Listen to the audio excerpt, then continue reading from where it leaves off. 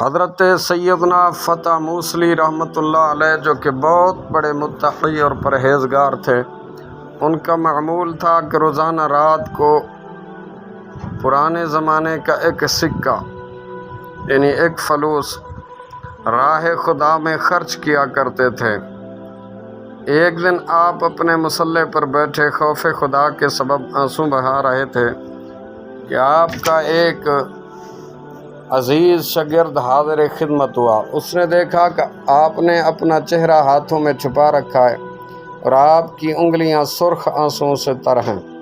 اس نے آپ کو رب تعالیٰ کا واسطہ دے کر فرمایا کہ آپ کب سے خون کے آنسو رو رہے ہیں؟ آپ نے ارشاد فرمایا، اگر تو نے خدا عز و جل کا واسطہ نہ دیا ہوتا تو میں تمہیں کبھی نہ بتاتا۔ پھر فرمایا، سنو، میں 60 سال سے خون کے آنسو رو رہا ہوں۔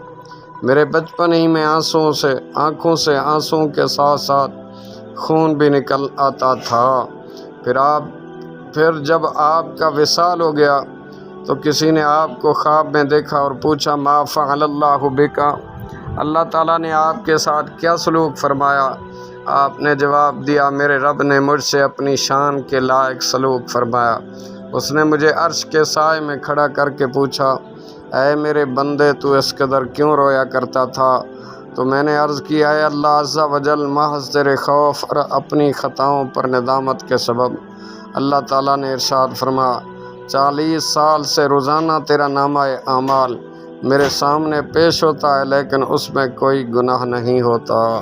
اللہ اکبر کبیرہ، سبحان اللہ، حمداً طیباً مبارکاً کثیرا۔